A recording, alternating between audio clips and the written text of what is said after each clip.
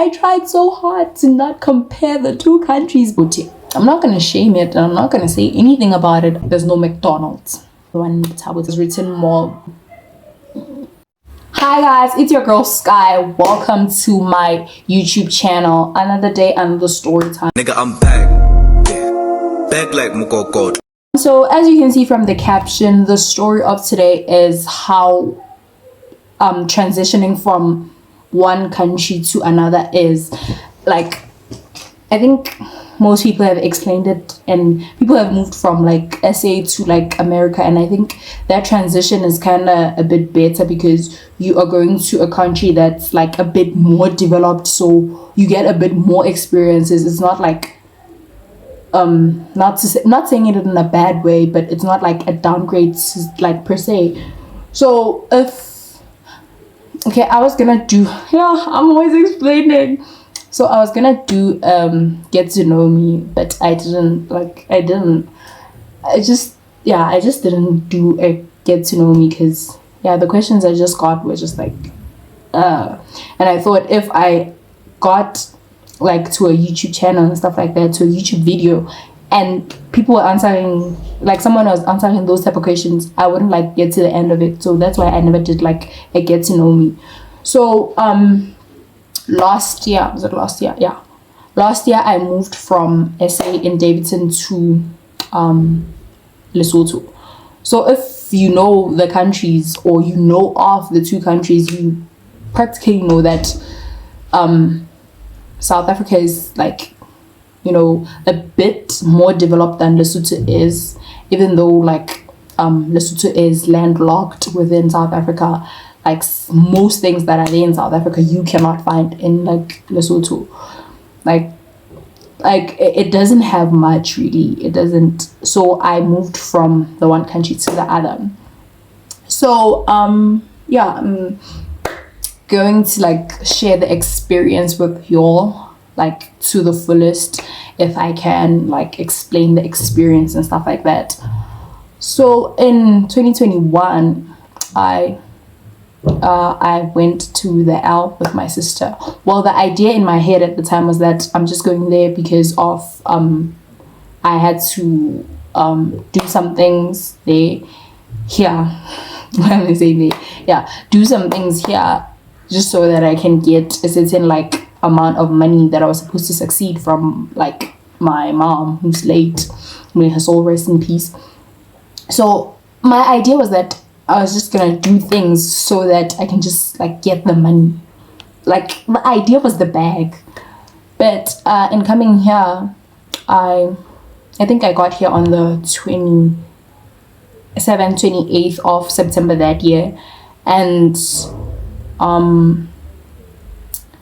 when I got here, it was fun. It was an experience, even though these people that I lived with were people that I hadn't seen in about like 13 years and stuff like that, and people who I wasn't like really used to, but they were family and stuff like that.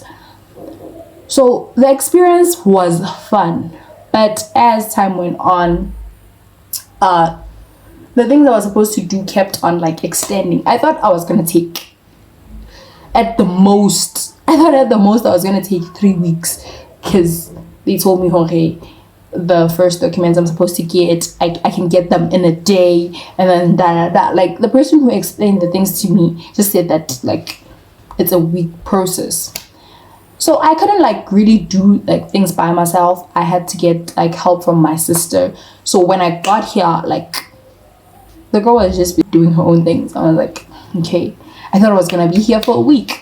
And then I celebrated my birthday, and then after my birthday, like we started working on the process of me getting to my bag, securing that little bag that I had. It wasn't like really much money, but money's money. Nobody's ever gonna give you like just free money like that. And I wasn't gonna let like the state or something like that eat that money, or something else happen to my share of the money. My share. I know how weird this sounds, but yeah. So I did everything that I was supposed to do, and by the time I finished doing everything, I was out of cash. Like I came here with cash. I came to Lesotho with cash that I thought was enough for me to come here, and immediately I'm done, I can go back. So the process required me taking taxis here and there, so I had ran out of cash, and so I didn't have cash, so I had to like wait to be sent cash to go back home.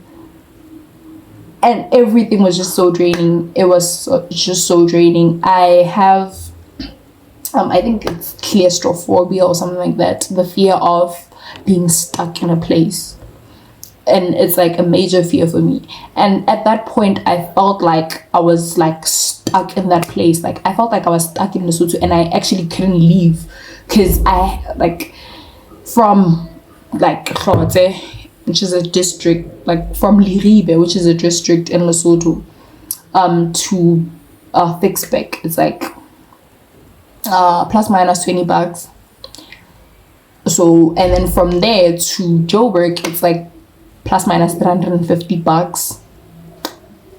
And then from there, it's plus minus $30 to home. And from like the rank in Davidson, it's plus minus $12. So I actually needed like 400 and something to go home, and I didn't have that money.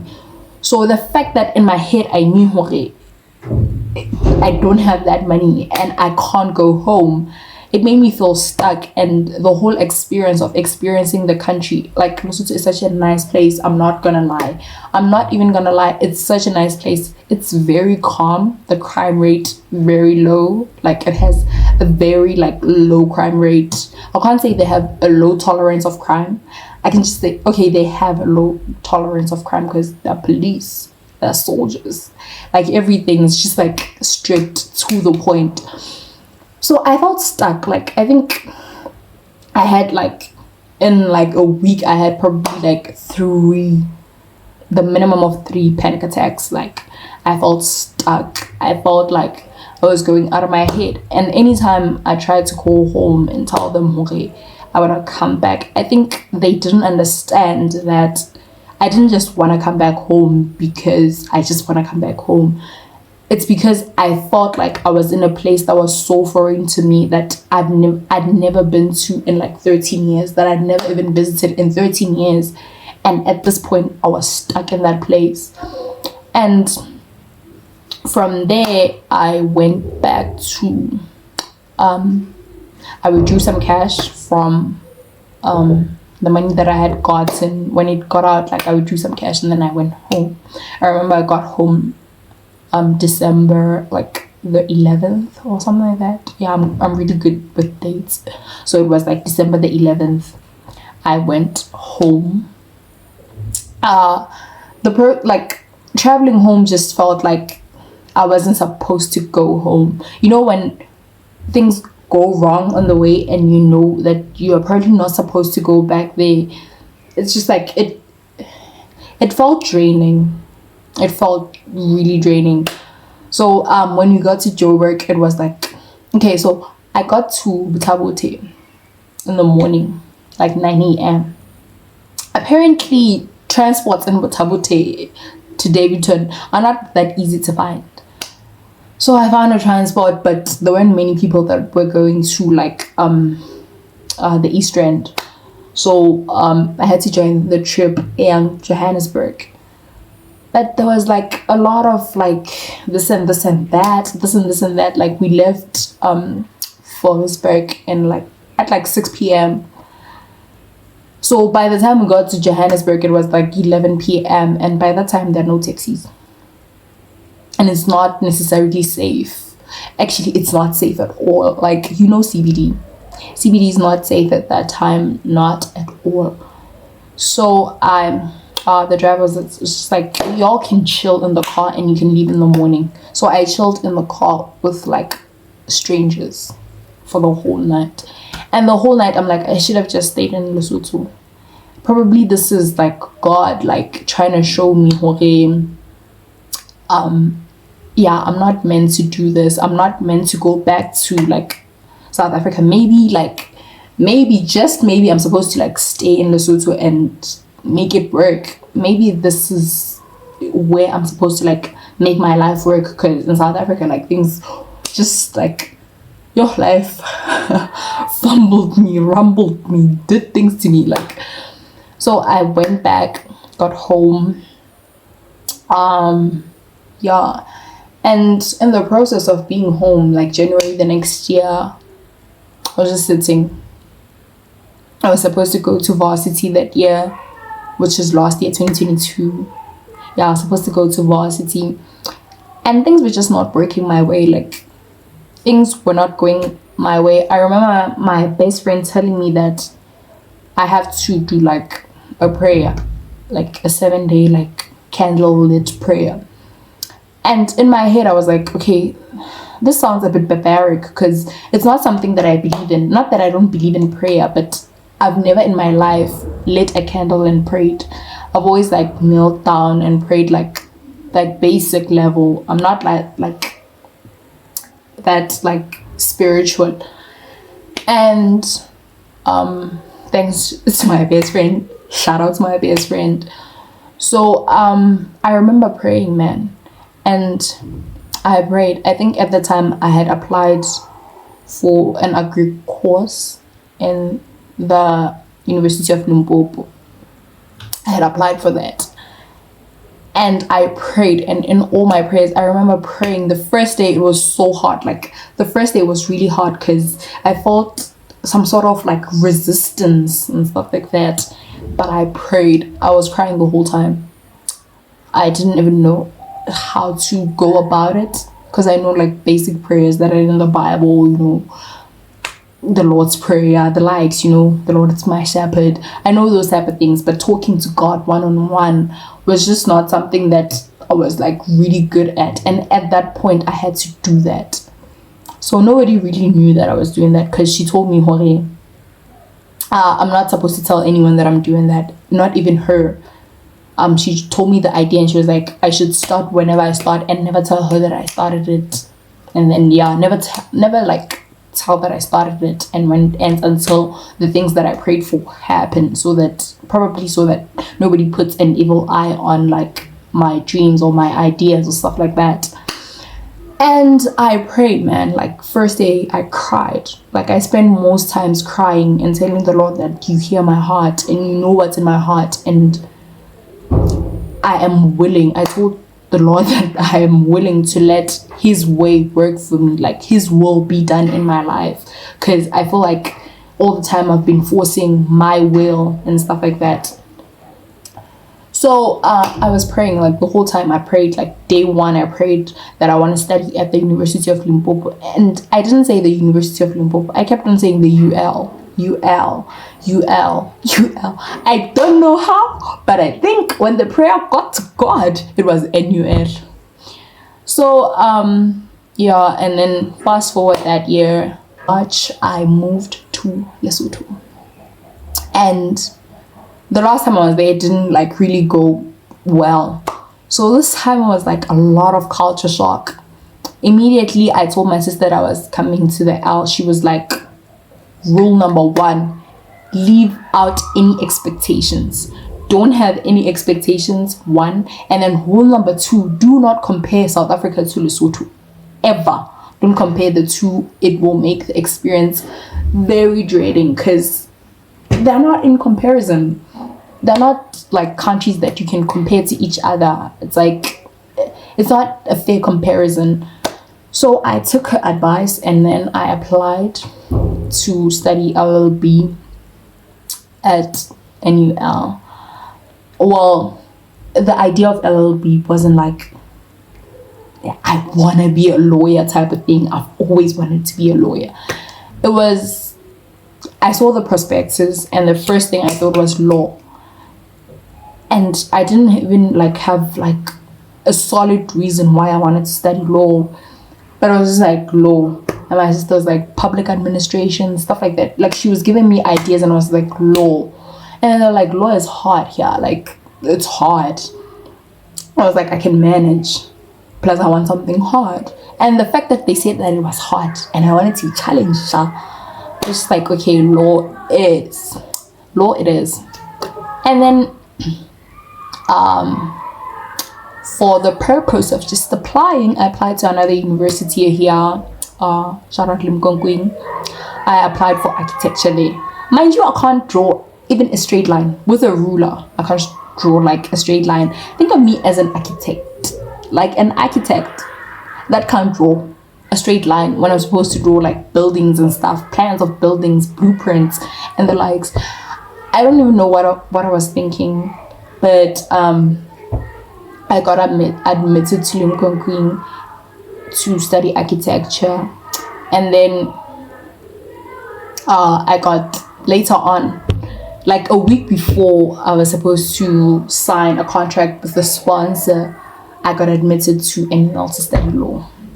And that's where I think the whole process, I think the whole time I had been cocooned at home, like I lived at home so much that I didn't really feel like how it was having your life feel like a border between like two countries. Most of my life has been spent in South Africa, and then now I'm like living here, and it's a breeze. Living in Lesotho is a breeze, but being away from home is draining at times. Like most times it's like draining and stuff like that.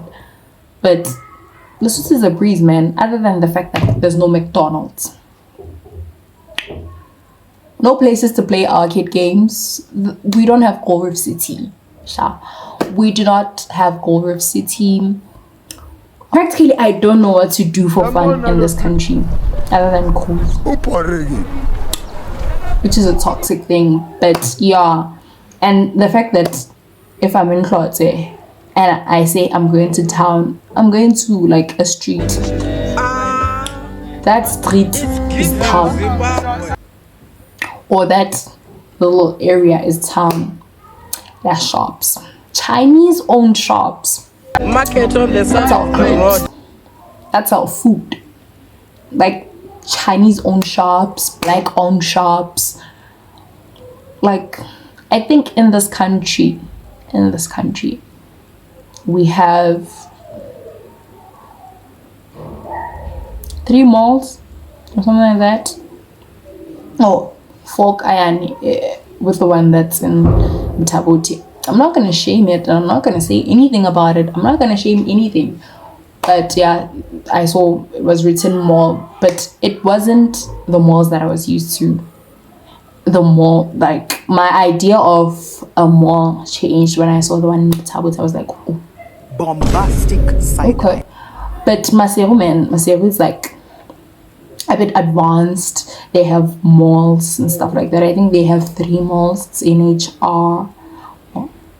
Yeah, it's that one, Kings, whatever. And then it's Pioneer, and then it's Maseru Mall. At least there's something. But other than that, hey. Now I get why my sister was like, do not compare the 2 countries. And I tried so hard to not compare the 2 countries, but my mind just won't let me not compare. My mind just won't let me not compare the 2 countries. So I always like unconsciously compare the 2, and that's what makes most of my days a bit in between. But other than that, man, it was hard moving from South Africa to Lesotho. Culture shock, the mall things, the fact that there's not much to do for like fun, for recreational purposes. There's not much to do as there is in South Africa.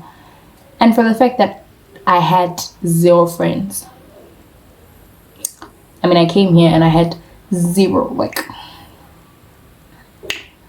friends, 0 acquaintances, 0 people that I know. The fact that I had to like find friends, start afresh, and like find friends when I've been friends with the people that I'm friends with at home for the longest of time.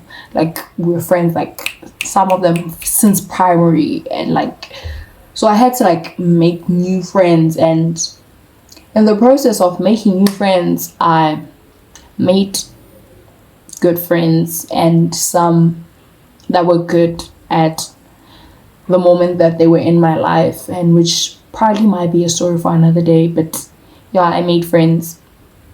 And in those friendships that I made, because I feel like I was so desperate to make connections with people, I connected with people that I was probably not supposed to like connect with, or there were a certain like lesson in my life that I should never like be friends with like such type of people. And now at least now I know. It's like my second year in Lesotho and my second year at the NUL. So now I just like know how to navigate my way. I think I adjust like really easily. Like I think I adjust, and so far like the experience has been nice. But yeah, I think now from last year where I was like trying to make connections so hard, like you know when you are the new girl and people know each other, like even though they were not friends, but they're from like the same hometown, they went to the same school, so like there's somebody you know, like somebody you genuinely know, and it's easier to navigate your way through school because you know that certain person, and the other people you know them because of that person. And not all the connections that I made, I had to like start from fresh, like make new friends and stuff like that. And I still feel that I should have just like been a loner, like moved in to things and learned to adapt to the place instead of like just like forcing myself into like situations and forcing myself. Because in my first year, man, in my first year of university, I did things that I'm not proud of. I did so many things that even today I cannot utter or re-say them, that I did this and this and this and that, because I was trying so hard to fit in. And yeah, I think the problem that I had most was fitting in, and that I just had to like position my head and be like, this is not SA, this is not like SA, this is very far from home, and this is foreign. And the other thing I had to adjust to was that my life is finally like slow, and it's moving in a direction that I wanted to move in, and which is a positive, because I'm in school. I mean, what else would I want? So yeah, that is like basically my story of how I moved from like one country to another, and how I blended in. Like I blended in like I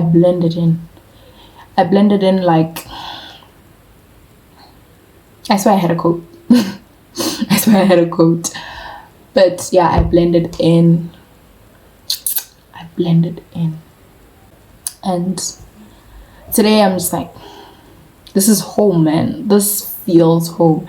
And weirdly, so in June, I decided, okay, I'm gonna go home. I'm gonna go to SA and visit home. I went, and it felt weird. You know when you go to a place that you're used to?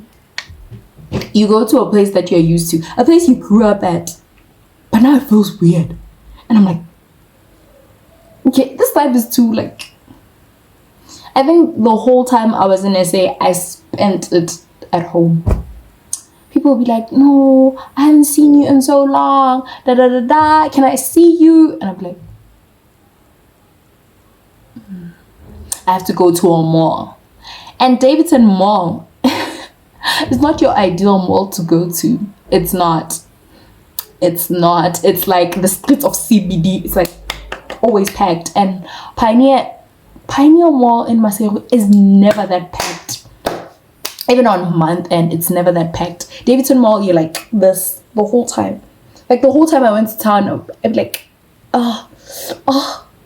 this feels foreign. And to think of it, I've been here for only a year, and what has been normal for years felt abnormal. Like, which was weird. Like, it was weird. It was legit weird. So yeah, but other than that, I'm adjusting pretty well, and I'm fighting. Like I said, that law was not like a choice that I made, because I really didn't know what I wanted to do. I remember I applied to Rhodes for accounting. I applied to NMU for accounts related stuff. For why? I don't know. I think for the money. Anything I do is for the money.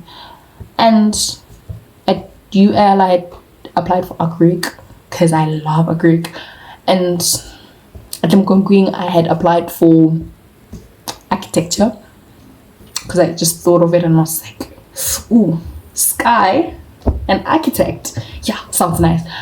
And at NUL I applied for law, and the Fridays, man, the Fridays. There's this thing, Fridays are for lawyers and stuff like that. So we dress up. I'm probably gonna do a video, like a vlog of a Fridays are for lawyers type of thing.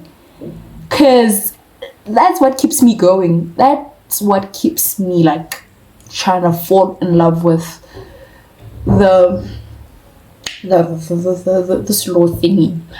To anyone who like is afraid of moving to like another country to study there or something like that, man, what are you afraid of? Just like take a leap of faith, pray about it, and if things become easier for you to go there, it just means that if there's less resistance, it means that God actually wants you to be there. I mean, there's less resistance in this country, and for me, like nothing, like everything comes easy for me in this country. It's coming easy. Anything and everything. If I want to do something, just like kind of like always gets easier to happen. Like, so I think this was God's plan for me, and since I've accepted it like that, everything's just kind of like going well. So yeah, guys, that's the story. And if you like my content, don't forget to like, subscribe, comment, and share.